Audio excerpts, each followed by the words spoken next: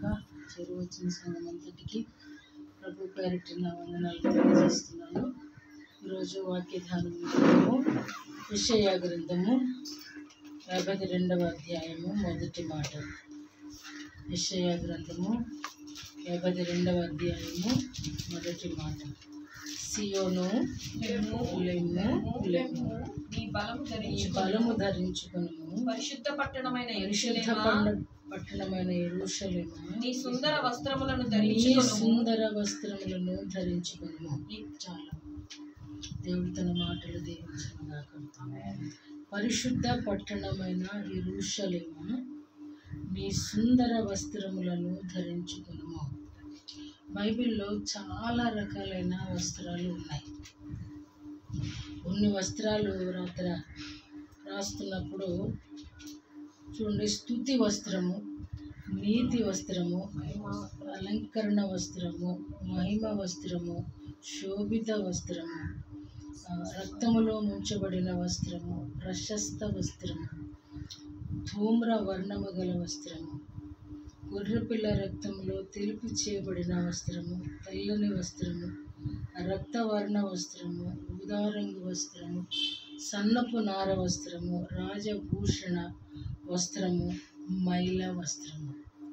ఇన్ని రకాలైన వస్త్రాలు ఉన్నాయి. ఇవి నాకు తెలిసినవి, ఇంకా తెలియని ఎన్ని ఉన్నాయో.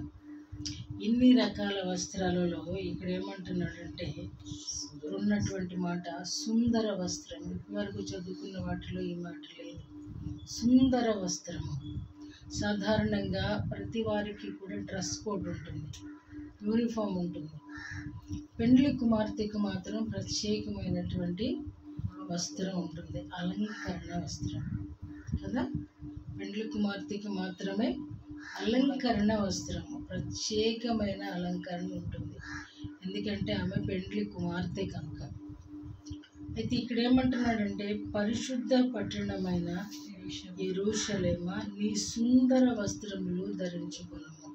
అంటే మరి ముందు పరిశుద్ధ పట్టణమైన యెరూషలేమా అన్నాడు కదా, అది దానికి వస్త్రం లేకుండానే ఉందా?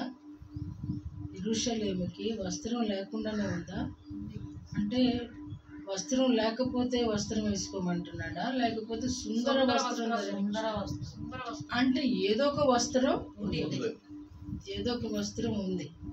అయితే దేవుడు మెచ్చే వస్త్రం దానికి లేదు, దేవుడు కోరుకున్న వస్త్రం దానికి లేదు. ఇవాళ యెరూషలేము ప్లేస్లో మన పేరు రాసుకుందాం. అక్కడ యెరూషలేమా అన్న ప్లేస్లో మన పేరు రాసుకుందాం, ఎవరికి వాళ్ళే.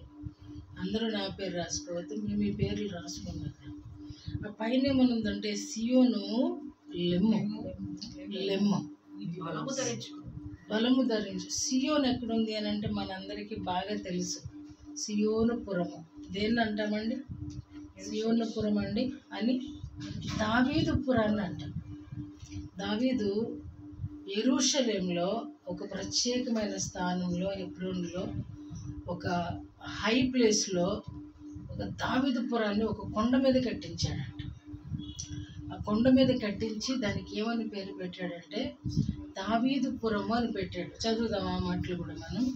2వ సమూయేలు గ్రంథము 5వ అధ్యాయము 7వ వచనం, లేదా 1 రాజుల గ్రంథము 8వ అధ్యాయము 1వ వచనం. ఏదైనా చదవచ్చు. అప్పుడు సియోను ఒక చోట ఉంది, చదవం. అప్పుడు సియోను అను దావీదుపురము పురములో నుండి యెహోవా నిబంధన మందసమును పైకి తీసుకొని వచ్చుటకు యెరూషలేములో నుండి రాజైన సొలొమోను ఇశ్రాయేలీల పెద్దలను, గోత్ర ప్రధానులను, అనగా ఇశ్రాయేలు. చాలు మనకి కావాల్సింది ఏంటంటే సియోను అంటే, సియోను అనేది యెరూషలేములో ఒక ప్రత్యేకమైన స్థలంలో దావీదు ఒక చక్కటి ఒక కొండని కట్టించాడు. సియోను కొండ అంటాం కదా, సియోను కొండ దాన్ని. అయినప్పటికీ దావీదు కట్టించినటువంటి ఆ సియోను కొండ నా కొండ అనడు, సియోను నా కొండ అనడు. ప్రభువుని అంటాడు, దేవుడు నా కొండ, నా కోట, నా కోట. అందుకనే దావీదుకి అంత ఇష్టంగా అంటే దేవుడు ఒక ఉన్నత స్థలంలో, ఎందుకంటే ఓబేదెదోము ఇంట్లో ఉన్నప్పుడు అతడు దీవించబడినటువంటి దీవెన తను చూశాడు, ఉజ్జా చనిపోవటం కూడా చూశాడు. కాబట్టి రెండు సన్నివేశాలు దావీదులో మరింత భక్తిని పెంచినప్పుడు ఆయన ఏం చేశాడంటే ఒక ప్రత్యేకమైన హై ప్లేస్ ఉన్న దానిలో దావీదుపురంలో ఒక హై ప్లేస్లో ఒక కొండను నిర్మించి ఆ కొండ మీద ఈ యొక్క పట్టణాన్ని కట్టాడంట. దానికే సియోనుపురము లేదా దావీదు పట్టణము అని పేర్లు పెట్టబడ్డాయి. ఆ దూత చెప్పినప్పుడు కూడా ఏముంటుంది, దావీదు పట్టణం అందు నేడు రక్షకుడు ఎక్కడ పుట్టాడు, ఇప్పుడు వెళ్ళి దావీదు కట్టించిన ప్రార్థన చేసినటువంటి స్థలంలో. అంటే దావీదు అంటే దేవునికి ఎంత ఇష్టమో చూసారా. అయితే ఇది నా సందేశం కాదు, కానీ ఈరోజు అటువంటి సియోనుని ఏమంటున్నాడంటే అంత ఉన్నతంగా, అది ప్రార్థనాపూర్వకంగా బలముగా యవన కాలంలో కట్టించినటువంటి ఈ స్థల విషయంలో ఏమంటున్నాడంటే నీవు లెమ్ము రెండుసార్లు చెప్పావంటే, ఒకసారి చెప్తే లెగనోడికి ఏం చెప్తాం, రెండోసారి చెప్తాం. ఇక్కడ ఒకసారి దేవుడు బలపరిచిన, ఎందుకంటే అది స్ట్రాంగ్. ఏమి స్ట్రాంగ్ అని అంటే హృదయ కాఠిన్యం అంట. యెరూషలేములో ఉన్న ప్రజలు ఎవరు అని అంటే దేవుని ప్రజలు. వీరికి ఏముంది అంటే హృదయ కాఠిన్యం. యేసుకెళ్తా అంటాడు, వారు హృదయము కఠినమైన వారు, రాతి గుండె కలిగిన వారు. అందుకని నేను నిన్ను చెక్కుముక్కి రాతిగా చెక్కుతున్నాను. నేను చెప్పదలుచుకున్నదంతా కూడా నీ వాళ్ళతో చెక్కుముక్కి రాయి అంటే ఒక నిజంగా దేవుడు ప్రతి ఒక్కరిని కూడా ఈ చెక్కుముక్కి రాతిగా చెక్కకపోతే మనలో ఉన్నటువంటి మాలిన్యం అంతా అక్కడే ఉండిపోతుంది. మనం దేనికి కూడా దేవుణ్ణి హత్తుకోలేము అని మనుషులను కూడా హత్తుకోలేము. తను అంటుంది కదా మ్యాగ్నెట్ అని. ఆ విధంగా మ్యాగ్నెట్కి ఏముంటుందంటే ఆకర్షించేటువంటి స్వభావం ఉంటుంది. ఇక్కడ దీన్ని సియోనును కూడా ఇవాళ లెమ్ము అంటున్నాడు. నీ బలమును ధరించుకునుము. బలవంతుల్ని నువ్వు బలవంతుడివి అని చెప్తాం, కానీ బలహీనులు ఏమంటాము, బలము నువ్వు తిను తాగు నీకు బలం వస్తుందంట. బలంగా ఉన్న వాళ్ళని తీసుకెళ్ళి హార్లిక్స్ తాగు నీకు బలం వస్తుందని చెప్పు. అయితే ఇక్కడ ఏమంటున్నాడంటే ఇది ఈ సియోన్ అయినప్పటికీ కూడా దీనికి ఏం తగ్గిపోయిందండి, బలం తగ్గిపోయింది. అది పరిశుద్ధ పట్టణం అయినప్పటికీ కూడా తన దగ్గర సుందర వస్త్రాలు, అలంకరణతో కూడిన పెండ్లి కుమార్తె వస్త్రము లేదా రాజ వస్త్రము అది కోల్పోయింది. ఈరోజు ఈ రెండు మాటలలో నుండి పరిశుద్ధాత్ముడు మనతో మాట్లాడుతున్నప్పుడు, ఒకవేళ ఈ సంవత్సర కాలం అంతా మనం అవలంబించినటువంటి సండేస్ కానీ లేదా మిడ్వీక్ సర్వీసెస్లో కానీ పాలు పొందినప్పుడు నేను ఎక్కడా కూడా దేవుని విషయంలో దేవునికి నేను తక్కువ చేయట్లేదు అనుకోవచ్చు. మేము చాలా చక్కగా ప్రార్థన చేస్తాం. ఏదో ఒక నైతిక పరమైనటువంటి గర్వము కానీ ఆత్మీయపరమైన గర్వము కానీ ఉంటే ఈరోజు సరి చేసుకోవడానికి ఈ చివరి నుంచి 2వ సండే మనకు ఇంకొక సండే వస్తుంది. కాబట్టి ఈ వారంలో ప్రభు మనతో మాట్లాడుతున్నాడు, నీవు సియోనైనా. ఎందుకంటే సియోనులో ఏముంది అంటే దేవుని మందస్సం ఉంది. చూస్తావా, దేవుని మందస్సం ఉంది. దేవుని మందస్సం నీలో ఉన్నప్పటికీ కూడా నువ్వు ఎలా ఉన్నావు అని అంటే బలహీనురాలిగా ఉన్నావు. దేవుని మందస్సము మనలో ఉన్నప్పటికీ కూడా మందస్సపు విలువ మనకు తెలియకపోయినప్పుడు మనకంటే బలహీనుడు ఇంకొకడు ఉండడు. మన చేతిలో బైబిల్ ఉన్నంత మాత్రాన, మన చేతిలో ప్లేట్ నిండా ఫుడ్ ఉన్నంత మాత్రాన కాదు, కానీ ఆ ఫుడ్ తీసుకున్నప్పుడే దానికి ఆ మనిషికి ప్రయోజనం. అలాగే బైబిల్ ఉన్నంత మాత్రాన ఇంట్లో 16 బైబిళ్ళు ఉన్నా 100 బైబిళ్ళు ఉన్నా ఆ బైబిల్లో ఉన్న సారాంశం మనలోకి వెళ్ళినప్పుడు మనకంటే బలహీనుడు ఇంకొకడు ఉండడు. ఈరోజు యెరూషలేము పరిశుద్ధ పట్టణమే, సియోను కూడా అది శ్రేష్టమైన స్థలమే. అయినప్పటికీ కూడా వాటిని గురించి ప్రభువారు మాట్లాడుతూ నువ్వు లెమ్ము అంటే చతికిల పడిపోయిందన్నమాట. హాస్పిటల్ వేసుకుని కూర్చుంది, లేగలేకపోతుంది యెరూషలేము. అందుకే నేను అంటున్నాడు, సియోను నువ్వు బలము ధరించుకో. దేవుని మందసం ఉందని ఒకవేళ అతిశయమా? నేను ప్రార్థన చేస్తానని అతిశయమా? నేను పాడతాను అనే అతిశయమా? లేదు మా భక్తి గొప్పది అనే అతిశయమా? లేదు, అదేది కూడా నీకు అక్కడికి రాదు. కాబట్టి నువ్వు చతికిలబడినటువంటి ప్రదేశము నుండి లే లే అని దేవుడు పిలుస్తున్నాడు. ఈయన అంటాడు లెమ్ము, తేజరిల్లము అంటాడు. తేజరిల్లము అంటే ఇంచుమించు నిర్గమ దగ్గర నుంచి మలాకి వరకు కూడా దేవుడు మాట్లాడేది ఏ ప్రజలతోనో మనందరికీ కూడా సుపరిచితమే. ఎవరితో మాట్లాడుతున్నాడంటే దేవుని పిల్లలతోనే మాట్లాడుతున్నాడు. దేవుని పిల్లలకే అలసత్వం ఎక్కువ, దేవుని పిల్లలకే గర్వం ఎక్కువ. ఎందుకనంటే రాజు మావాడైతే మాకు కొదువేమిటి అని అంటారు కదా. రాజు మావాడైతే అంటే కొదువు ఉండదు. రాజు మనం అంత అయిపోయినప్పుడు మనకి ఇంకా ఏది కొదువు ఉండదండి, కొదువు ఉండదండి. అందుకని ఇక్కడ అంటున్నాడు, అమ్మ నువ్వు ఏదైనప్పటికీ కూడా నీవు లే, నీవు లే, ఉన్న చోటు నుంచి లే, ఉన్న పరిస్థితుల నుంచి లే, ఉన్న విశ్వాసం నుంచి లే, ఇంకా కావాలి, ఇంకా కావాలి అనేటువంటి స్వభావంలోనికి నువ్వు రా. ఇక్కడ నువ్వు ధరించుకున్న వస్త్రము ఏదో ఒక వస్త్రం ధరించుకున్నావు, ఏదో ఒక వస్త్రం అనుకుంది. ఆ వస్త్రాన్ని బట్టి అంటాడు కదా, ఏమీ పెండ్లి వస్త్రము లేకుండా, ఇందాక నేను ఆ వస్త్రం చెప్పలేదు, పెండ్లి వస్త్రము లేకుండా నువ్వేలా లోపలికి వచ్చావు. స్నేహితుడా, పెండ్లి వస్త్రము లేకుండా నీవు విందులోనికి ఎలా వస్తావు? ఒక యూనిఫామ్ ఉంది కదా, పరలోకం చేరాలంటే ఆ సుందర వస్త్రం కావాలి కదా, లేదా పెండ్లి వస్త్రం కావాలి కదా. సంఘము పెండ్లి కుమార్తె అయినప్పుడు ఉండవలసినటువంటి వస్త్రము సుందరమైన పెండ్లి వస్త్రము, లేదా ప్రశస్తమైన పెండ్లి వస్త్రము.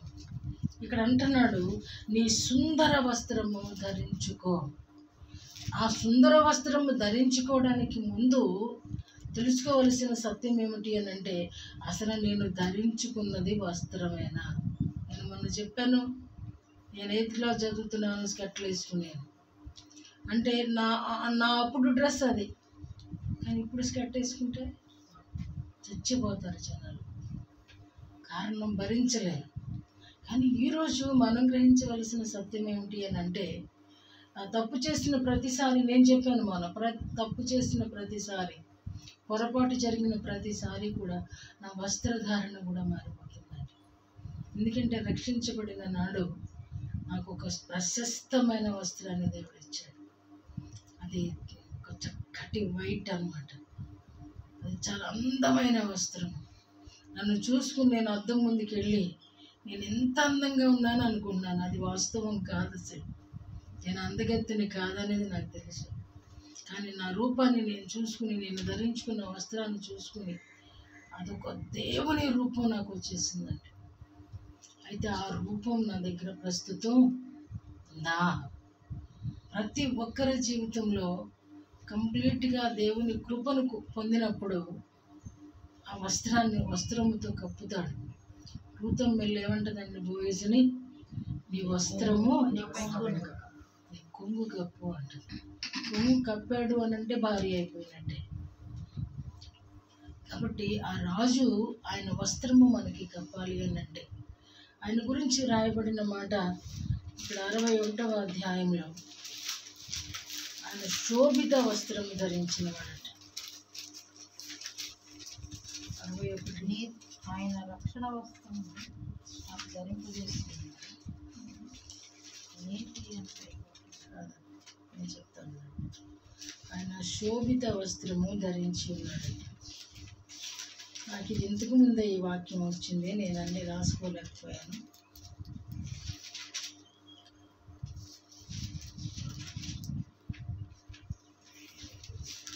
63 మొదటి మాట చూడండి. వస్త్రము ధరించిన 63 మొదటి మాట. రక్తవర్ణ వస్త్రములు ధరించి ఏదోము నుండి వచ్చుచున్న ఇతడెవడు శోభిత చాలండి. వస్త్రము ధరించి చాలు చాలు. రక్తవర్ణ వస్త్రములు ధరించి, తర్వాత శోభిత వస్త్రములు ధరించి, ఇది ప్రభువారిని గురించి రాబడిన మాట.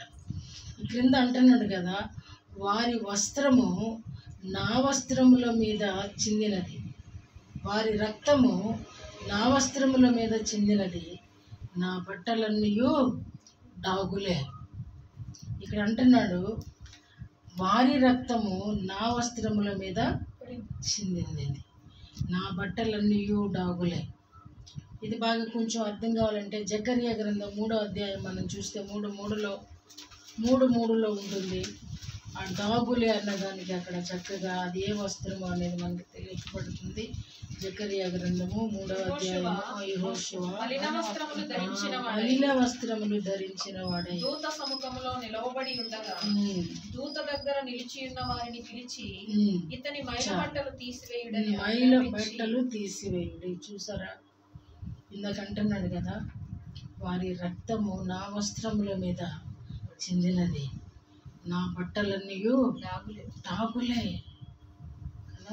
ఈరోజు మనం ధరించుకున్నటువంటి వస్త్రము నిజంగా పెండ్లి వస్త్రమా, ప్రశస్త వస్త్రమా, సుందర వస్త్రమా, లేక డాగులు కలిగిన వస్త్రమా, పిలికలు కలిగిన వస్త్రమా, చినిగిపోయిన వస్త్రమా? వస్త్రానికి చాలా ప్రాధాన్యత ఉంది. వస్త్రము మనలో కప్పుద్దండి. వస్త్రము కప్పుద్ది. మోషే చిన్న పొరపాటుగా మాట్లాడినప్పుడు ఆయన వాగ్దాన భూమిలో చేరలేకపోయి అక్కడ చనిపోయాడు. అప్పుడు సాతాను వచ్చిందంట. యూదా పత్రికలో ఈ మాటలు ఉంటాయి. సాతాను వచ్చి ఈ మోషే శరీరము నాది అందంట. అప్పుడు ప్రభు అంటే ఆయన వస్త్రాన్ని కప్పాడంట. ఆయన వస్త్రాన్ని కప్పినప్పుడు గట్టిగా నోరు మూసుకుని వెళ్ళిపోయింది. కాబట్టి మనం ధరించుకునేటువంటి ఈ భౌతిక వస్త్రాల గురించి ఈయన సందేశము కాదు. ఆత్మీయంగా మనం ధరించుకున్న అసలు మనకి దేవుడు మనకు ఒక కొంగు కప్పాడా, ఆయన భార్యగా. ఈ మాట అంటే కొంతమంది వినేవాళ్ళకి అర్థం కాదు.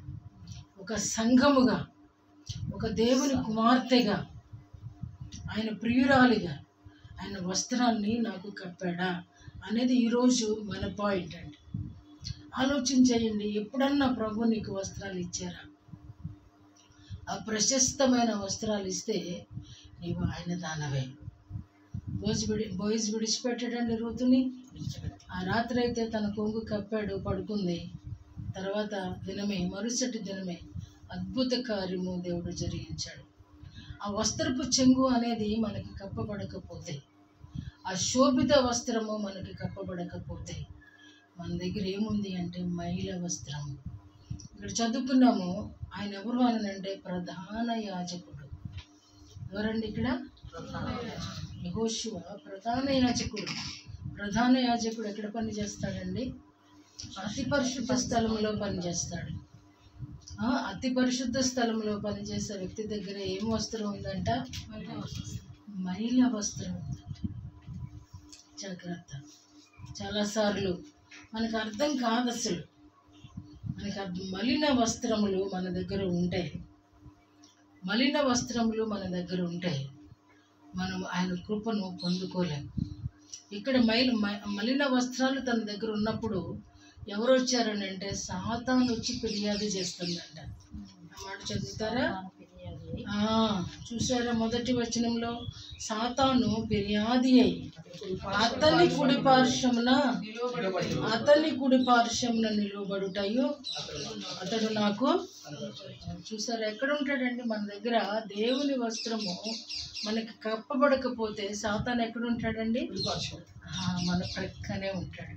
యాక్చువల్లీ ప్రభు అన్న మాట ఏంటంటే నా కుడి పార్శ్వాన్ని కూర్చోబెట్టుకుంటాను అన్నాడు. ఆ యొక్క స్థానాన్ని ఎవరు లాగేసుకుంటున్నారు అని అంటే శత్రువు లాగేసుకుంటున్నాడు. కారణం ఏంటి అని అంటే ఆయన వస్త్రం మనం కప్పబడకపోతే ఎప్పటికీ కూడా రక్షించిన వారం కాదండి. ఇప్పుడు దేవుడు ఇందాక కృప అన్నారు. కృప గురించి కృపను బట్టి ఆ వస్త్రము లేకపోయినా లోపలికి ప్రవేశం ఇచ్చాడు. అర్హత లేదు. పెండ్లి విందుకి పిలువబడిన వారెవరు రానప్పుడు ఆ వస్త్రాన్ని కాపాడుకోలేని పరిస్థితులు ఉన్నప్పుడు వస్త్రాలు లేని వారిని పిలిచాడు భోజనానికి, పెండ్లి విందుకు అని. బయట ఏం చేస్తున్నాడంటే మెయిన్ రోడ్లో పెట్టి వచ్చే వాళ్ళకల్లా ఇస్తున్నాడు పెండ్లి వస్త్రం. దేవుడు కృప ద్వారా పిలిస్తే కూడా అతను ఏం చేశాడంటే దొడ్డిదారిన బడి పెండ్లి వస్త్రం లేకుండా విందుశాలలో ప్రవేశించాడు. అక్కడ అంటున్నాడు, దేవుడు అతన్ని తీసివేసి ఎక్కడ పడేయమన్నాడండి? చీకటిలో పడేయమన్నాడు. చూసారా? ఒకవేళ దొడ్డిదారిని వెళ్ళినా సరే అక్కడ ఎక్స్క్యూజ్ అనేది లేదు. అక్కడ కృప ఏమీ పని చేయడం లేదు. అక్కడ సత్యము పని చేస్తుంది, సత్యం పని చేస్తుంది. ఒకవేళ దేవుడు సహాయం లేకపోయి ఉంటే ఇలా ఎందుకు నేను ముందుకు వెళ్తాను? దేవుని సహాయం లేకపోయి ఉంటే నేను ఇలా ఎలాగ వర్ధిల్లుతాను? దేవుని సహాయం లేకపోయి ఉంటే ఈ రీతిగా నేను ఎందుకుంటాను అని మనం అనుకుంటాం చాలాసార్లు. ఇది అబద్ధం. ఎందుకంటే కృప అనేది నీకు అర్హత లేనప్పుడు చేసేటువంటి సహాయం. కృప అనేది నీకు అర్హత లేనప్పుడు దొరికేటువంటి ఏమంటారు, వజ్రాయుధం లాంటిది కృప అనేది.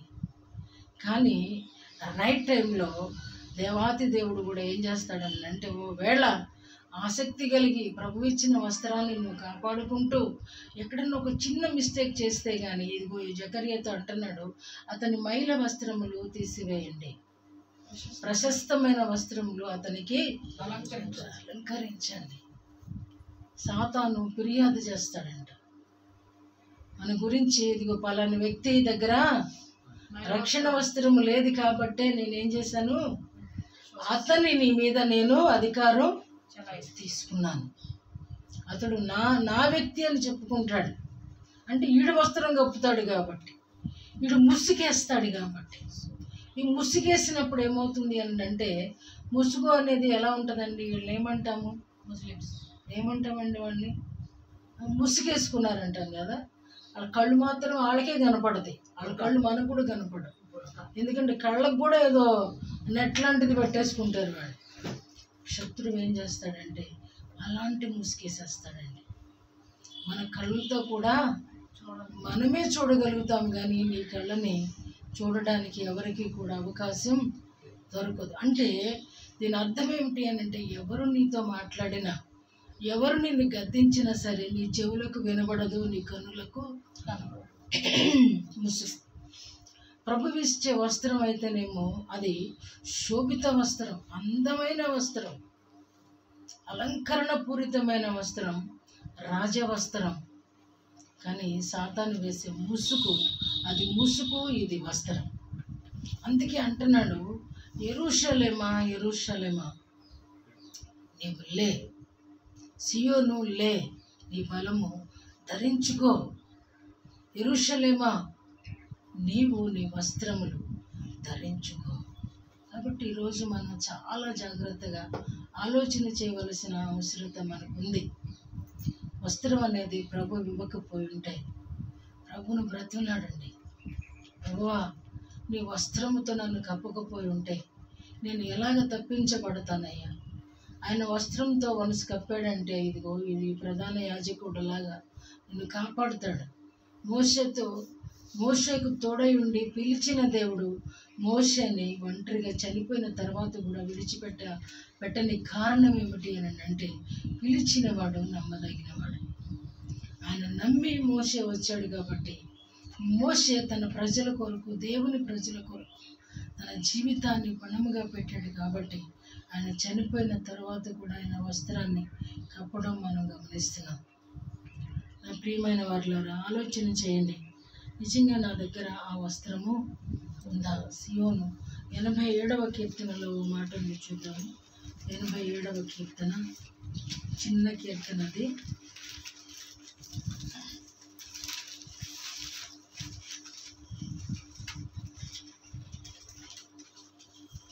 ఆయన పట్టణపు పునాది పరిశుద్ధ పర్వతము మీద వేయబడి ఉన్నది.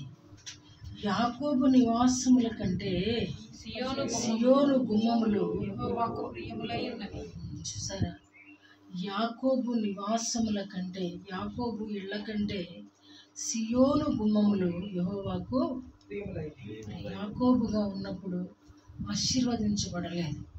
ఒకవేళ యాకోబు ఒక పెద్ద ఇల్లు కట్టినా దానివల్ల ఆయన మెచ్చిందేమీ లేదు. కానీ ఇక్కడ అంటున్నాడు సియోను గుమ్మములు యెహోవాకు ప్రియము. నువ్వు ఆ సియోను గుమ్మం దగ్గర పడి ఉన్నా సరే, ఎందుకంటే అక్కడ ఏముందంటే దేవుని మందస్సం ఉంది. సియోనులో దేవుని మందస్సం ఉంది. సియోను పురము ఈరోజు దావీదుని కోరుకున్నటువంటి పట్టణం. యెరూషలేము దేవుడు కోరుకున్న పట్టణం, దావీదుని దేవుడు కోరుకున్న వ్యక్తి. కాబట్టి అంటున్నాడు దాని గుమ్మములే ప్రియములై ఉన్నవంట. ఇంకో మాట అంటున్నాడు 5వ వచనం, ప్రతి జనము దానిలోనే జన్మించిననియు సర్వోన్నతుడు తానే దాన్ని స్థిరపరచిననియు సియోనును గూర్చి చెప్పుకొందురు. ఎందుకనంటే నిజంగా మనం రక్షించబడితే, నిజముగా ఆయనలో మనం పుడితే ప్రతి జనము కూడా మరి ఆ రీతిగా దేవుణ్ణి స్తుతించడం జరుగుతుంది. ఇవాళ క్రిస్టియన్స్ని చాలామంది విమర్శ చేయడానికి గల కారణం ఏమిటి అని అంటే మన ప్రవర్తనను బట్టి ఎంత నిష్ఠాగరిష్టంగా ఉండుంటే మన జోలికి ఎవరు వచ్చేవాళ్ళు కాదు. నేను మొన్న ఒక చిన్న వార్త చదివాను.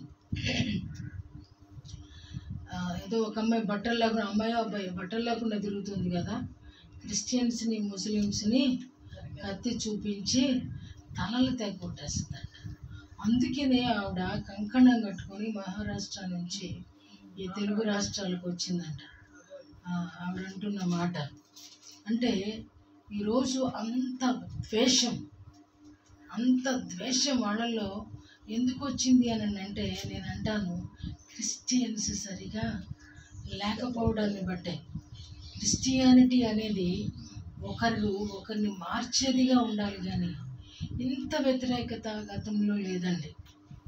అది వరకు అంటరానితనాన్ని ఏదో అమలు చేసి ఉండొచ్చేమో, కానీ క్రైస్తవులను ఎంతగా ద్వేషించింది. ఈ మధ్య 2024లోనే ఎక్కువగా ద్వేషాలు పెరిగిపోయాయి. ఎందుకంటే మీడియా ఎక్కువైపోయింది, సరైన సమాచారం లేకపోవడం, రెండవది సేవకులుగా లేక వీళ్ళు కూడా పిచ్చి వాళ్ళతో కూర్చుని డిబేట్లు చేయడం. కారణం ఏంటి అని అంటే సాతానికి ఇది ఒక సదవకాశం. ఎవరు కల్పిస్తున్నారండి? సాతాను డిబేట్కి వెళ్ళాడంటేనే వాళ్ళ ప్రక్కన ఎవరు కూర్చుంటున్నారు? దయ్యం కూర్చుంటుందండి. ఒక వ్యక్తి అంటున్నాడు, పూజలు చేసి తెచ్చి ఇవ్వండి నేను తింటా అంటున్నాడు డిబేట్లో కూర్చొని. దురదృష్టకరం అండి, దురదృష్టకరం. కానీ వీళ్ళు అనుకున్నది, వీళ్ళు పిలువబడేది ఎలాగంటే సేవకులుగాను క్రైస్తవులుగాను పిలువబడుతున్నారు. అందుకని ఇక్కడ అంటున్నాడు యాకోబు నివాసముల కంటే సియోను గుమ్మము ఎంతో గొప్ప. ఆ గుమ్మం దగ్గర ఉండడానికే చూడాలండి. యెరూషలేములో ఉండటం కంటే యెరూషలేము గొప్ప కాదని నేను చెప్పట్లేదు కానీ యెరూషలేములో ఉండి కూడా సియోను విశిష్టత తెలుసుకోనకపోవడం ఎంతో దురదృష్టకరం. నా మాట అర్థమైంది అనుకుంటున్నాను. యెరూషలేములో ఉండి కూడా సియోనులో ఉన్నటువంటి విశిష్టతను మనం గమనించకపోయి ఉంటే మనం నిజంగా నరులమే కాదండి, క్రైస్తవులు తర్వాత. కాబట్టి మనం ఉన్న పరిస్థితి నుంచి ఉన్నత పరిస్థితికి లేవాలని ఈ వాక్యం మనకి తేటగా మాట్లాడుతుంది. తర్వాత యెషయా గ్రంథంలోనే ఇది ఇప్పుడు చదువుకున్నటువంటి దానిలోని 3వ వచనం ఒకసారి చూడండి. యెహోవా ఇలాగ సెలవిచ్చుచున్నాడు, మీరు ఊరకయే అమ్మబడితిరి కదా, లోకల ఇయ్యకయే మీరు విమోచింపబడెదరు. చూడండి, చాలు.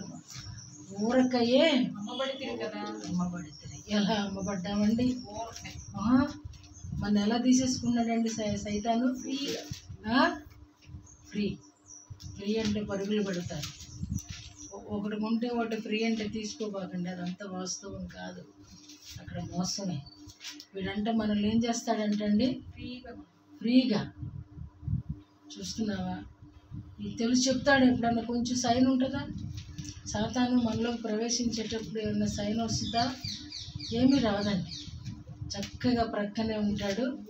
గిచ్చుతా గిల్లుతా మనతో సరసం ఆడతా మన చక్కగా లాగేస్తాడండి ఊరకే.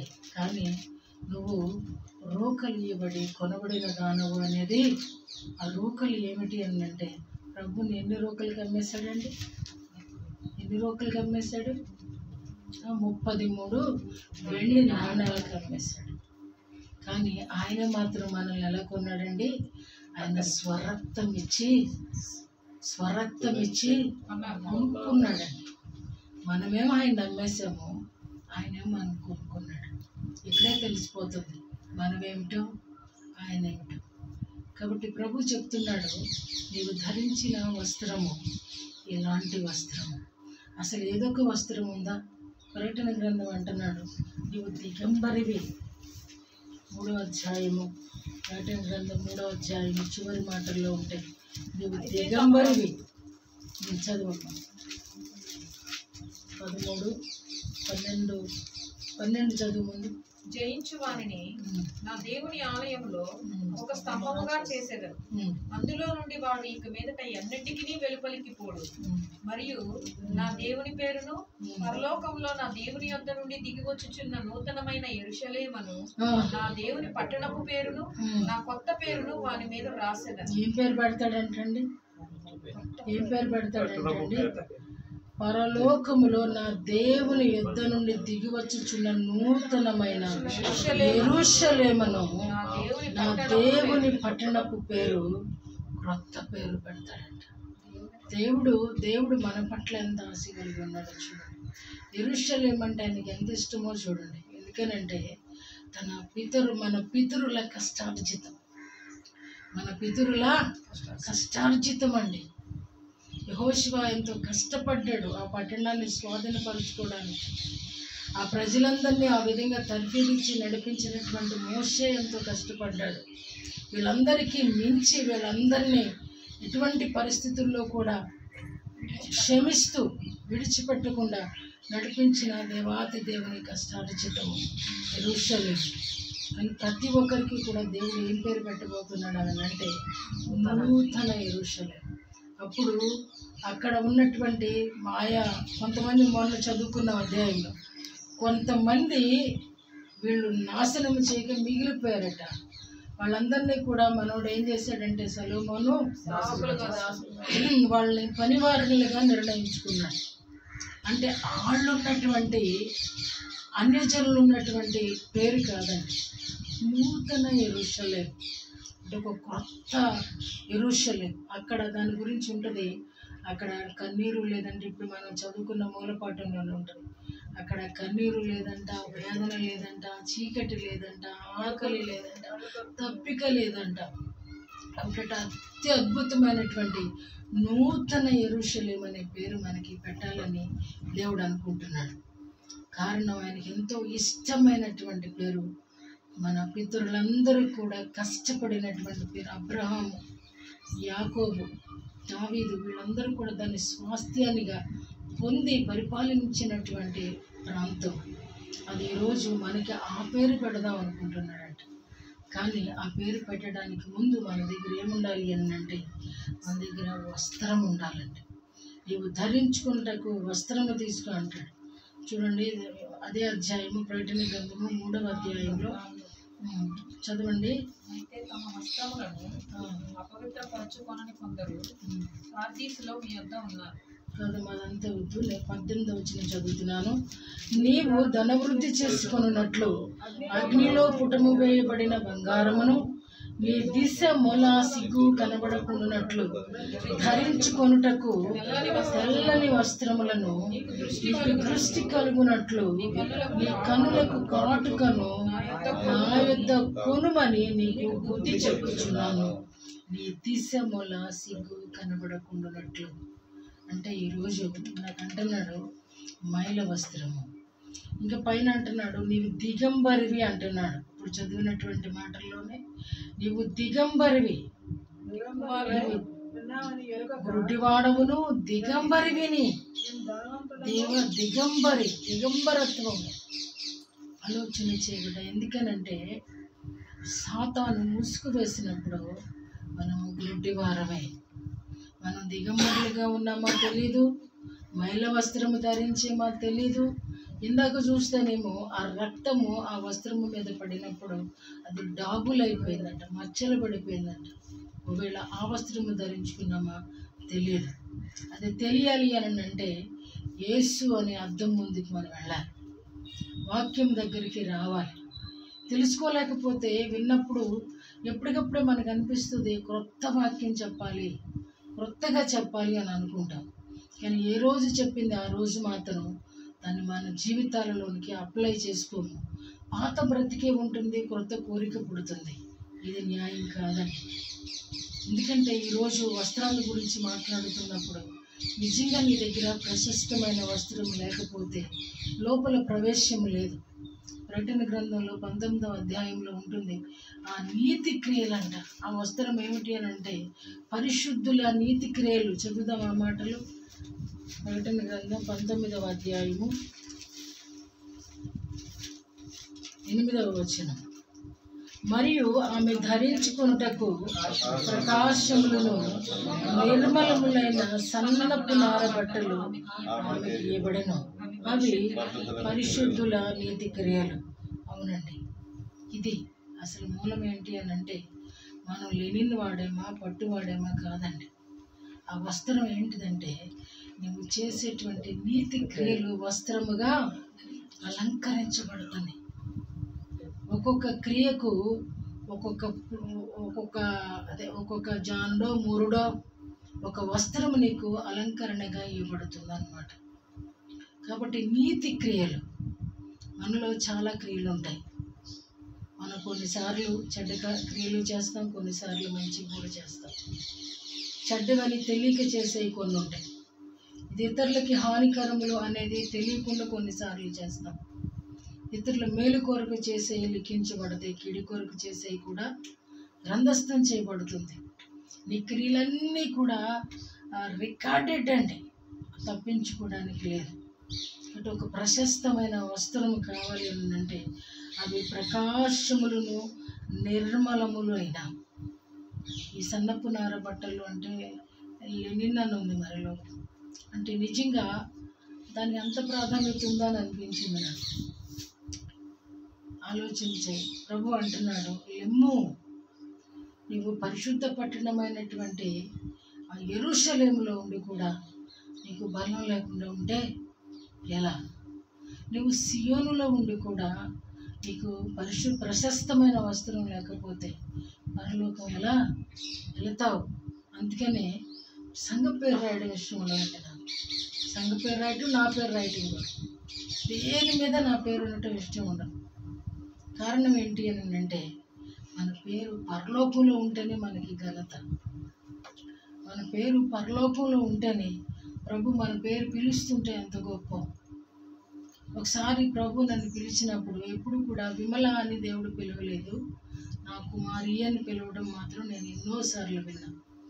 కానీ పాతాళం మాత్రం నన్ను ఏమని పిలిచిందంటే ఇంటి పేరు పొల్లవరపు విమల, బి విమల అని పిలిచింది.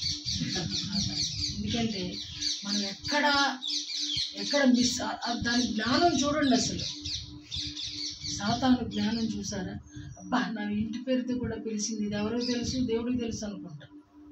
కానీ అది పాతాళపు కేకలు.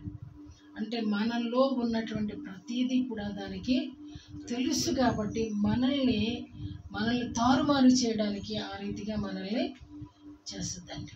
అది నమ్మకం కాదండి. ఇక్కడ ప్రకాశమానములైనటువంటి వస్త్రాలు మనం ధరించుకోవటం అంటే అది కేవలము మన క్రియలకు సంబంధించినటువంటి వస్త్రము, క్రియలకు సంబంధించిన వస్త్రము. అందుకే అంటున్నాడు పెండ్లి వస్త్రము లేకుండా. అక్కడ క్రియ దేవుడు తన కొరకు సిద్ధపరిచాడు, కానీ అతను ఆ క్రియ గుండా వెళ్ళని కారణం చేత అతడు జస్ట్ ఒక క్షణంలో తన లైఫ్ ఎలా అయిపోయింది అని అంటే ఫుడ్ తినవలసినోడల్లా చీకటిలో విలువలలో పడి నిజంగా చిత్రమైనటువంటి శిక్ష అనుభవించాడు. కాబట్టి అన్నాడు, ధనవంతుడి గురించి కూడా వ్రాయబడుతుంది, అతడు ఊదా రంగు వస్త్రములు ధరించి సుఖపడుచుండువాడు, దరిద్రుడు లాజరును దరిద్రుడు ఉండను. ప్రతి దినము కష్టమే, కానీ ఈ కష్టంలో నుంచి తను ఒక ప్రశస్తమైన వస్త్రాన్ని మాత్రం సమకూర్చుకోగలిగాడు. ఇంకా ఇంత తెలుసుండి కూడా ఇంకా లోకం వైపు చూస్తే, లోకంలో ఉన్న వాటి వైపు చూస్తే, లోకాన్ని శ్లాఘిస్తే, లోకాన్ని హత్తుకుంటే జరిగేది ఏమిటి అంటే ఆ చీకటి విలమలలోకి వెళ్ళవలసినటువంటి పరిస్థితులు. చాలాసార్లు నేను చెప్తున్నాను, టీవీ చూడొద్దు, సినిమాలు చూడొద్దు, సీరియళ్ళు చూడొద్దు అని చెప్తున్నాను. మనసు మార్చుకోకపోతే శిక్ష మీరు అనుభవిస్తారు. నాకేమీ శిక్ష రాదు, ఎందుకంటే చెప్పకపోతే శిక్ష. నేను కూడా సీరియళ్ళు సినిమాలు చూస్తూ మీకు చెప్పానంటే శిక్ష. కాబట్టి జాగ్రత్త, పరిశీలన చేసుకో. నువ్వు మంచి మందిరానికి వస్తున్నానని అనుకోవచ్చు, కానీ మంచిలో మంచి నువ్వు తీసుకోలేకపోతే చెడే వెళుతుంది నీలో. మంచే ఇక్కడ బోధించడం కరెక్ట్గానే, తెలిసినంతలో నుంచి తెలుసుకుని చెప్తున్నాను. కానీ దీనిలో నుంచి తీసుకోలేకపోతే అది చెప్పేవాడు పొరపాటు కాదు, చెప్పేవాడు చేయకుండా చెప్తే పొరపాటు. కాబట్టి బలము ధరించుకో. ఒకవేళ విడుదల పొందలేకపోతున్నావా, పరిస్థితి నుంచి జయించలేకపోతున్నావా, ప్రభు అంటున్నాడు, దావీదు భక్తుడు అంటున్నాడు, యెహోవా నా బలము, యెహోవా నా బలము. బలం ఎక్కడి నుంచి వస్తుందని అంటే దేవుని దగ్గరే ఉంది బలం. మన బలహీనత సాతానుకు బలం, కానీ మన బలహీనత దేవుని ద్వారా భర్తీ చేయబడితే మనం బలవంతులు. ఆయన బలవంతుల్ని భారం మోసేవాళ్ళని రమ్మంటున్నాడు. మీరు భరించలేనటువంటి భారాన్ని మీరు విడిచిపెట్టలేకపోతే నేను విడిపిస్తారమ్మంటున్నాడు. మీరు ప్రయాసపడవలసి, అక్కడే పడి కొట్టుకోవలసి, ఏదో అంటాం కదా, పిగ్గు కానీ ఆ మురికిలో పడి కొట్టుకున్నట్లు ఉపయోగం ఏముందండి? చక్కటి మాటలు వినేళ్ళి మళ్ళీ యథాప్రకారంగా మీ బ్రతుకు మీరు బ్రతకడం వల్ల, వాక్యానికి విరుద్ధంగా ఉండడం వల్ల దేవునికి సంతోషం ఏముందండి? దేవుడు దుఃఖపడటమే కదా. ఆలోచన చెయ్యి. ఆయన బలం ధరించుకో. ఆయన వస్త్రాలు ఇస్తానంటున్నాడు, ప్రశస్తమైన, నిర్మలమైన, అంటే వాటికి డాగులు లేవు, దాని మీద ఎటువంటి ఎవరిది పడలేదు, ఇతరుల రక్తం వచ్చి మన మీద పడింది అని అంటే అది ఎంతో కంపు, తర్వాత మచ్చ, తర్వాత వదలదు కదా. ఎందుకు? ఇతరుల కోసం మన వస్త్రాలు మలినపరుచుకోవడం ఏమండి? భక్తి అనేది ఇండివిడ్యువల్ అండి. ఎవరు భక్తిని వాళ్ళు కాపాడుకోవాలి. తల్లిని అంత మాత్రాన పిల్లలకి లేదండి. ఈ లోకంలో ఆస్తులు తండ్రులు సంపాదిస్తే బడలకు వచ్చినట్లు కాదండి. ఆస్తితో పాటు ఆశీర్వాదం వస్తుంది, ఆస్తితో పాటు శాపం కూడా వస్తుంది. మనకి ఆస్తి సమకూర్చే ఆధిక్యత దేవుడు ఇస్తే దేవునికి స్తోత్రం. ఆశీర్వాదాన్ని ఇవ్వడానికి దేవుడు మనల్ని సిద్ధపాటు చేస్తే దేవునికి స్తోత్రం. కానీ మన వల్ల ఒక బిడ్డ నాశనమైన నరకానికి వెళ్ళడం అనేది, ఇది మనకి డబుల్ శిక్ష అనేది మాత్రం గ్రహించాలి. అందుకే నేను అంటున్నాడు, మీరు బలాన్ని ధరించుకోండి, మీ వస్త్రాలు మార్చుకోండి, మలిన వస్త్రాలు తీసేయండి. మోషేలాగా ఆయన వస్త్రపు చెంగన్న కప్పాలా, లేదా ప్రభువే సాక్షాత్తు దిగి వచ్చి మన మైల వస్త్రాలు విడిపించి మనకి ప్రశస్తమైన వస్త్రాలు ధరింపచేయాలి. అది ఎప్పుడు సాధ్యమవుతుంది అని అంటే ఓ వ్యక్తి దేవునికి అనుకూలముగా ఉన్నప్పుడు సాధ్యమవుతుంది. మన వస్త్రాలు మార్పు చేయబడాలి అని అంటే, ఆయన రక్షణ వస్త్రంతో మనల్ని కప్పాలి అని అంటే ఆయన కృప మన మీదకి రావాలి. ఇది కృపే. మనం అనుభవిస్తున్నదంతా కూడా కృపే. ఈ కృప నిన్ను సత్యం దగ్గరికి తీసుకెళ్ళి విడిచిపెడుతుంది. ఈ సత్యంలో నువ్వు నిలిచి ఉంటే ఆయన వస్త్రం కప్పబడుతుంది. నా మాట అర్థమైందండి? ఈ కృప అనేది ఉచితముగా అనుగ్రహించబడుతుంది. ఈ సత్యం అనేది కృప ద్వారా ఉచితముగా బోధించబడుతుంది. ఆ మాట అర్థమవుతుందా? అర్థమవుతుంది. అర్థమైనప్పుడు స్వీకరించు, బ్రతిమలాడుకో దేవుణ్ణి. ఇలా వస్త్రం లేకుండా దిగంబరిగా డాగులు కలిగిన వస్త్రముతో బయటికి వెళ్ళేటప్పుడు ఎంత నీట్గా వెళ్తామండి. ఇస్త్రీ చేసుకుని చక్కగా ఏదన్నా చీర రంగులు అయిపోతే ఆ చీరలు కట్టుకొని వెళ్తామండి ఫంక్షన్స్కి. ఒక రంగును అంటుకుపోయినప్పుడు అది చిరాగ్గా కనబడుతుంది వెళ్ళి. మరి ఇక్కడే మనకి ఇంత ఆధిక్యత కోరుకుంటున్నప్పుడు, ఇక్కడే నలుగురు మనల్ని చూస్తున్నారు అనుకున్నప్పుడు, మరి పరలోకంలో కోట్ల కొలది ప్రజలు, లెక్కింప సఖ్యము కానటువంటి ప్రజల మధ్యలో మనల్ని పిలిచి, నువ్వు మైల వస్త్రాలు ధరించుకున్నావు, గెడౌట్ అంటే అసలు మన పరిస్థితి ఏంటండి? ఇంకెక్కడన్నా ఎక్స్క్యూజ్ ఉంటుంది? అక్కడ క్షమాపణ ఉందండి పరలోకంలో? ఏమండి ప్రభు క్షమిస్తారా? ఇక్కడే ఈ ఆయువు మనలో ఉన్నంత కాలం ఆయన ఎన్ని మారులు క్షమించబడినా అడిగినా ఆయన క్షమించడానికి సిద్ధ మనసు కలిగిన వాడట. ఒకవేళ ఇది నేను చేశాను, ఇప్పుడు క్షమించబడ్డాను, మరలా ఈ తప్పు చేస్తే దేవుడు క్షమించడని క్షమాభిక్ష కోరకుండా ఉంటే నువ్వు కూడా క్షమించుకోలేవు. ఆయన ప్రతిసారి క్షమిస్తాడు.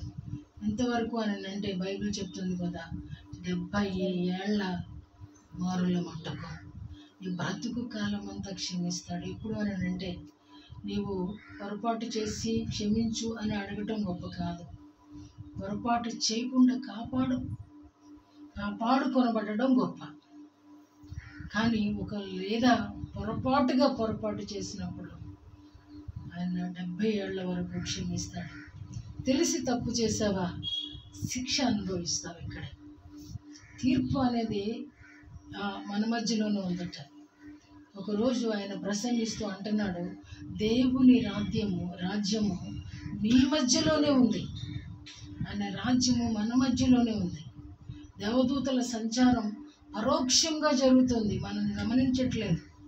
మన గురించిన రికార్డు డైరీ ప్రతిరోజు వెళ్ళిపోతుంది అనేది మనకు అర్థం కాదు. ప్రార్థించు, ప్రభు బలం పొందుకో, ఆయన ఇచ్చే రక్షణ వస్త్రం పొందుకో.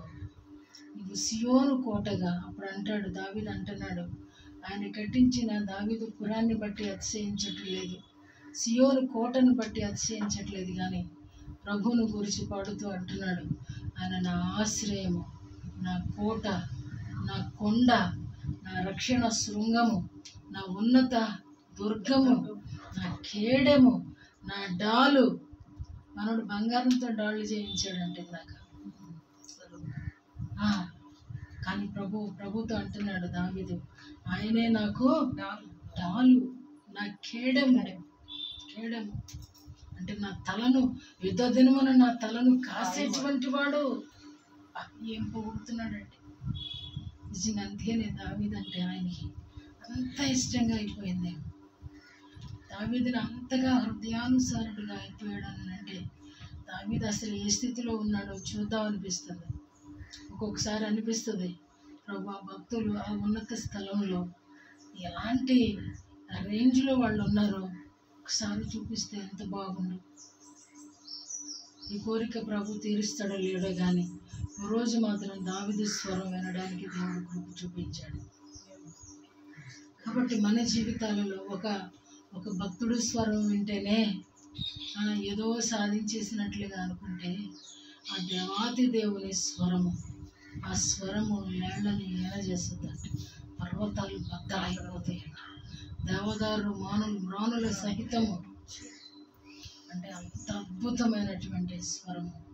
ఎందుకంటే అంత బలవంతుడైన దేవుడు, మన దేవుడు. ఆయన నామాలలో ఒక నామము, ఆయన బలవంతుడైన దేవుడు, నిత్యుడగు తండ్రి, సమాధానకర్త. కాబట్టి అటువంటి దేవాతి దేవుని మనం ధరించుకొని ఆయన బలము పొంది ఆయన ఇచ్చే వస్త్రముల కొరకు ఆశతో వేచి చూద్దాం. ఈ వారం అంతా కూడా, ఈ లాస్ట్ వీక్ ఇది ఈ సంవత్సరంలో, ఈ వారం అంతా కూడా మీ అవసరతల కొరకు కాదు కానీ ప్రభువా, నిజంగా ఈ సంవత్సర కాలం అంతా అసలు నువ్వు వస్త్రం ఇచ్చేవా? ఆ వస్త్రం నేను తీసుకున్నానా? నేను ధరించుకున్నానా? ఆ వస్త్రం నేను కాపాడుకున్నానా? ఒకవేళ దాని మీద శత్రువు ఏమైనా ఇంకు జల్లిందా, రక్తం జల్లిందా, మరకలు చల్లిందా? లేదా అసలు నేను ఇంకా నా పితరుల నాటి నుండి వస్తున్నటువంటి ఆ మేల వస్త్రంలోనే నేను ఉన్నానా? ఇది ప్రశ్న అండి. ఒకవేళ కళల్లో మనము మంచి చీరలు కట్టుకుని కనబడితే అది భ్రమ అండి. ప్రభువు ఇవ్వాలండి ఆ వస్త్రాలు. మన చేయి చాపి తీసుకోవాలండి. ఆ రోజు ఎలా దేవుడు నాకు చూపించాడు, మరి మీరు కట్టుకున్నాను అంటున్నారు కదా అని ప్రశ్న రావచ్చు. కానీ ఆ రోజు నాకు బాప్తిజం నేను తీసుకున్నటువంటి పెంతెకోస్తు పాస్టర్ గారు ఒక్కసారి ముంచారు నన్ను నీళ్ళలో. తండ్రి, కుమారుడు, పరిశుద్ధాత్ముడని 3 ముంచులు ముంచలేదు. నాకు నచ్చలేదు. నువ్వేమో అక్కడికి బాప్తిజానికి వెళ్ళమన్నావు. నాకు నువ్వు బాప్తిజం ఇస్తేనే సరే, లేకపోతే నాకు వద్దు ఈ బాప్తిజం అంటున్నా దేవుడితో. అంటున్నప్పుడు దేవుడు ఒకరోజు ఒక చక్కటి అందమైన ప్రదేశానికి, అదొక చక్కటి ఫారిన్ కంట్రీలా ఉంది, చాలా ఎత్తైనటువంటి కొండ. నేను ఎక్కలేను, నా వల్ల కాదు, దానికి రూట్ లేదు, కనీసం ఒక మెట్లుగా కూడా లేదు, సాఫ్ట్గా ఉంది. ఆ కొండకి క్రింద ఒక లేక్ ఉందండి, చక్కటి లేక్. ఒంటరిగా నేను వెళ్ళాను. నేను నా బట్టలు వేసుకునే వెళ్ళానండి, చీర కట్టుకుని. వెళ్ళినప్పుడు ఆ గట్టు మీద నాకు ఒక వస్త్రం కనబడుతూ ఉంది. ఆ నీళ్ళలోకి నేను ఎలా దిగానో నాకు తెలియదు. ఇక్కడ వరకు నీళ్ళు వచ్చాయి. ఒక వ్యక్తి ఒక హస్తం మాత్రం నా దగ్గరికి వచ్చింది, ఒక్కసారి ముంచి వేపింది. ఇప్పుడు మళ్ళీ అంటున్నాను, మళ్ళీ నువ్వు కూడా 3 సార్లు ముంచలేదు. 3 సార్లు ముంచితేనే బాప్తిజం అయినట్టు అంటున్నా. అప్పుడు ఆ స్వరం చెప్తుంది నాతో, దూరం నుంచి మాట్లాడుతున్నటువంటి స్వరం. ఆ హస్తం మాత్రమే నేను చూశాను నన్ను ముంచడం. అప్పుడు అంటుంది, దేవుడు ఒక్కడే, బాప్తిస్మము ఒక్కటే. అప్పుడు సాటిస్ఫై అయ్యానండి. అప్పుడు ఆ నీళ్ళలో నుంచి బయటకు వచ్చినప్పుడు అది ఒక మెరుస్తున్నటువంటి వస్త్రం.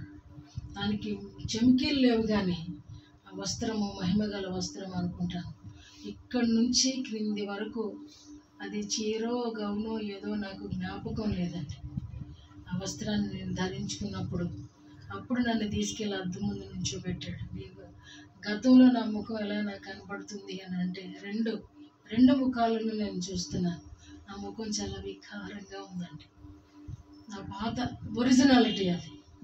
కానీ ఆయన వస్త్రం ధరింపచేసిన తర్వాత పెండ్లి రోజు కూడా నా ముఖాన్ని నేను చూసుకునే జ్ఞాపకం లేదండి. కానీ ఆ వస్త్రం ధరించిన తర్వాత అది పొలాలలో ఒక చెట్టు ఉంటుంది, ఇలా చాలా హైట్ పెరుగుతుంది, వైట్గా ఉంటుంది. దాని పువ్వు ఏదో రెల్ల అండి, ఆ కలర్ ఉందండి. అది అలాగే చాలా సుకుమారంగా ఉందండి ఆ వస్త్రం. అది నేను కట్టుకున్నాను. నా అద్దం ముందుకు వెళ్ళినప్పుడు నాకు ఇంకా అసలు ఎవరు గుర్తు రావట్లేదండి, అంత అందంగా నా ఫేసు. అప్పుడు ప్రక్కనే నా ముఖం నాకు కనపడుతుంది. దేవుడిచ్చిన మహిమ రూపము నేను చూస్తున్నానండి. కానీ నిజంగా ఈ రూపం నుంచి ఆ రూపంలోకి మార్పు చెందడానికి ఆ వస్త్రంలోనూ ఆయన ఇచ్చిన బాప్తిజంలోనూ మాత్రమే సాధ్యం. బాప్తిజం తీసుకున్న తర్వాత కూడా పొరపాట్లు చేస్తే మాత్రం క్షమాభిక్ష దొరకదండి. బాప్తిజము మన జీవితాలకు ఒక మెట్టు లాంటిది. అక్కడికి ఎక్కి కూడా కిందకి పడిపోతూ ఉంటే అలవాటైపోతే దొళ్ళిపోతామండి. దిగటం రాకపోతే హైట్ ఎక్కినప్పుడు అప్పుడు ప్రభు అన్నారు నాతో ఒక మాట, నువ్వు అక్కడికి ఎక్కి రమ్ము అన్నారు. అక్కడున్నారు, ఆ కొండ, అది కొండ, దారి లేదు, తిప్పలు పడుతున్నాను, సగం వెళ్తున్నాను, కిందకి పడుతున్నాను, సగం వెళ్తున్నాను, మొత్తంగా ఆయన ఉన్న చోటుకి ఎక్కడం జరిగింది. ఈ అనుభవం ఇన్ని సంవత్సరాలకి కానీ వచ్చింది. నేను కూడా నా జీవితంలో చాలాసార్లు పడిపోవటం లేవటం. ఎందుకనంటే ఆర్థిక పరిస్థితులే కానీ, ఆత్మీయ పరిస్థితులే కానీ, చుట్టుప్రక్కల ఉన్నటువంటి పరిస్థితులే కానీ, బంధువుల నుంచి ఉన్న పరిస్థితుల వల్ల అనేక మార్లు. వీటిలన్నిటికీ గల కారణం వ్యసనం. ఉన్న పరిస్థితులను బట్టి వ్యసనం చెందటం, పైకెక్కటం, కింద పడటం, ఇదే జీవిత ప్రయాణం అయిపోయింది. కానీ ఒకానొక సమయం వచ్చినప్పుడు దేవుడు ఆ పైన నిలబెట్టగలిగిన సామర్థ్యము కలిగిన వాడు. అదే సియోను కొండ. రేపు పొద్దున ప్రభు వచ్చేది ఎక్కడికో చెప్పనా? సియోను అంత ఉన్నతమండి. ఎంత ఘనతండి ఆయన భక్తుడికి ఇచ్చేది. ఆ సియోను కొండ కట్టించింది. రేపు పొద్దునంట ఆ కొండ మీద ఆయన పాదం ఉంచినప్పుడంట ఆ కొండ రెండుగా ఎంత అద్భుతమైనటువంటి, అసలు ఎంత ఇష్టమైపోయాడో చూడండి దావీదు. ప్రయత్నం చేస్తావా? దావీదులా ప్రయత్నం చేస్తావా? ప్రభువా అంతగా ప్రేమించడానికి దావీదులో ఏమి చూసావయ్యా? అడుగు ప్రభుని, ఏమి చూసి అంతగా ప్రేమించావయ్యా? అంత హృదయానుసారుడిగా ఎలా మలిచేసావయ్యా? ఆ ధన్యత నాకెందుకు రావటం లేదు? అరే దావీదు గొర్రెలు కాసుకున్నాడే, మనుషులు కాసేవాడిగా చేశాడు, దేవుని సేవకుడిగా చేశాడు, ప్రవక్తగా చూసేవాడిని. ఎన్ని కోణాలు, అన్ని పాజిటివే, అన్ని పాజిటివ్. ఆలోచన చేయి. ఆ వస్త్రం కొరకు ప్రభుని బ్రతిమాలు. వస్త్రం లేకుండా నూతన సంవత్సరంలోనికి ప్రవేశించడం న్యాయం కాదు. దేవుడు మన ఆయుష్ పొడిగించి ఈ సంవత్సరంలోనైనా ఒకవేళ ఆ ప్రశస్తమైన వస్త్రం ఇవ్వడానికి మన జీవితంలో మన జీవాన్ని దాచిపెడితే, మన బ్రతుకులో ఈ యొక్క మంటి ఘట్టంలో మన జీవాన్ని దాచిపెట్టి ఆయుష్కాలాన్ని పెంచితే ఇలాగే మరొక కృత సంవత్సరంలోనికి ప్రవేశించడం న్యాయబద్ధం కాదండి. కాబట్టి ఆయన బ్రతిమాలుకుంటూ, ఆయన ఇచ్చే బలమును ధరిస్తూ, ఆయన ఇచ్చే వస్త్రం కొరకు ఆశతో ఎదురు చూద్దాం. ప్రభు తన మాటలు దీవించును గాక. ఆమేన్. లేచి నిలబడండి, ప్రార్థన చేసుకుందాం.